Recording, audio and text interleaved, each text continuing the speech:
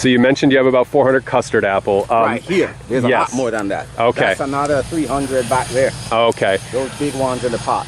Now with regard, I'm going to have all your contact information in the description of this video. And so you're essentially, you are retail for live plants, right? That's correct. Okay, good. Everything that's in a pot is for sale. Okay, cool. All right, cool. Good to know. And there you go, YouTube guys. Yeah. Okay, and what do we got here, Mr. Miller? These are persimmons. Oh, okay. Yes. Oh, this was your chill hour challenge you were telling me about. Look at that. It got chilled enough. Nice. We had a great chill hour winter, not this past winter, but the one before. The one before. Oh, it was amazing. All of my stuff went off last year. These were too young that time. Okay. This was full of fruits and they started falling. Oh, so there's something I need to learn. There were like hundreds of them. Okay, they all aborted out. You can still see, and I know I saw some still on here. But I'm not sure why I lost. See them? Hundreds of fruits. Yeah, you can see them on the map there. So there's something to learn, and there's nobody in Florida that seems to know. Okay. At least nobody hasn't been able to contact. Okay. Once again, if the audience, if somebody's a persimmon person, they can chime in. We're all about learning. That many.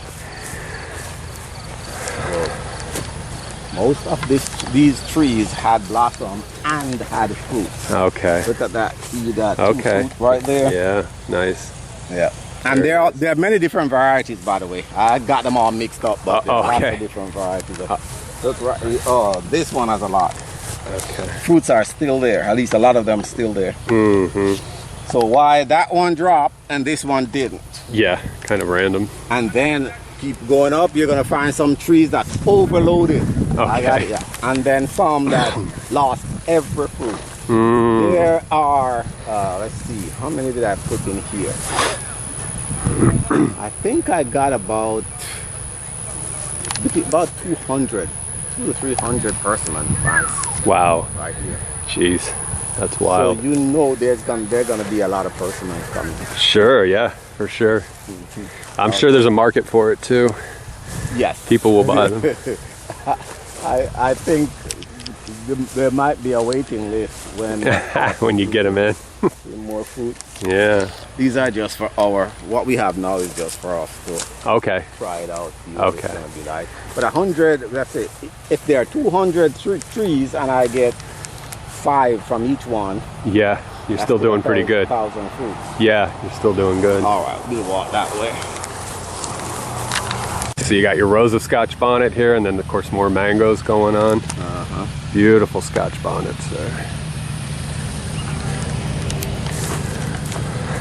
And then again the same thing.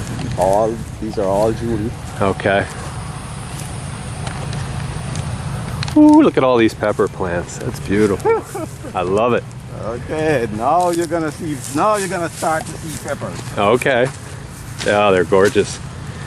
Are these fussy, these Scotch bonnets? Because I know I've tried to grow habaneros and I've not been so lucky. I have been fighting with them. Okay. So yeah, they're 5,000 plants right here. Okay. So they're giving me a warm time. See, I think it's just the heat though. I think it's just the heat. They're reacting to the heat. Now, yeah. there are peppers on these now, just about ready to be picked. You can't see them, but if you go like that. Oh my gosh. Look at that. Oh, that is so nice. Yeah. And if you do that with just about every plant. So they'll stay under the canopy more or less. Yeah, they're under there. Uh-huh. They gotta stay away from that heat. Yeah, yeah. Oh, that's neat. It just goes over on. there, and over there, and over there. But this is just one, this is all the same varieties. We're only doing Scotch bonnet peppers. Okay. All the same varieties. Now, your consumers, are they going to use these for like rubs, or are they going to eat them out of hand, or are they going to go into salsas? We sell some to factories that make like a jerk Jamaican rub. patty, jerk seasoning. Okay. Yeah, so that's yeah, that's mostly, and then some supermarkets will want to get some. Okay. Very cool. So this is Custard Apple Alley here. And if it's in a pot, it's for sale. Hint, hint to people out there in the audience if you're looking for a custard apple tree. These are all producing. Okay.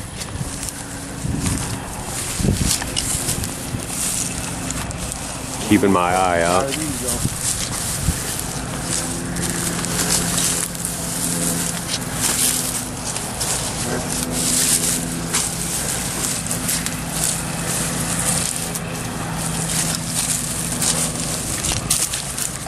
It's just amazing.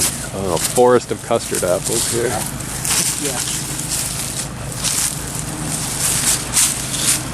Yeah, when you get a little leaf that's a little yellow, you gotta check it. This seems fine. You notice that there is blossom on just about every one. You come back a month from now, they don't be fruits on just about every one. Okay. Okay, yeah, I see. Right here. Zero in on that that. doesn't have blossom or fruit on it. Uh-huh.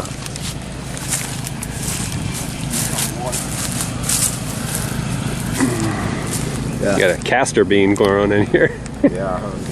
They help themselves everywhere. Yep. And this is the hybrid. Okay. And that one, this one, that one. Okay. Slightly different leaf form, it looks like. Oh, and they got fruits. That's what I get now. They have fruits over there. Yeah, I see that. Let me see if I can zero in on there. Yeah. There you go. You can see it from the other side there. Yeah. They got fruits. Nice. And they produce some huge fruit. Oh, look at this. Oh, that's another gift now. Yeah, there are fruits on that one too. Okay. My favorite is Lisa. The problem with Lisa though is that sometimes you gotta hand pollinate. Oh, okay. They gotta have pollinators. They're picky. Okay. Yeah, they tend to pollinate themselves. Wow. I think they're in the ground. Then it's there. Uh-huh. Most of, like all these right here, these are all Julie mango. Okay. And then all those over there, East Indian. Okay. The dwarf coconut. The apple tree. It turns into yam. And then the mangoes that I didn't plant last year, I moved them up into a larger size. Okay. And I started we can get them in the ground. So they had thousands. The custard apple, they're like over 100 just right here. Right here. Yep. That's amazing. Absolutely amazing. So this is your retail nursery and stock that they use for the property itself.